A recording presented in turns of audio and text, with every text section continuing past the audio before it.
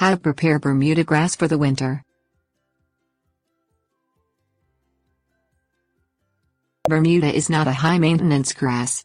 Preparing your Bermuda lawn for the dormant winter months takes little effort, but if it is not done properly, your lawn will need more work in the spring. A fertilizer application during the fall will make the roots stronger during the winter, so your grass will come up stronger in the spring with less weeds. Things you will need: granular fertilizer 22-3-14, Halts, fertilizer spreader, lawnmower, rake. How to prepare Bermuda grass for the winter.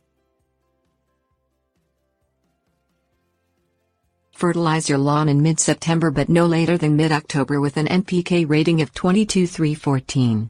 NPK stands for nitrogen, phosphorus, and potassium. Use a fertilizer with some halts, which keeps weeds from growing in the lawn during the long winter months.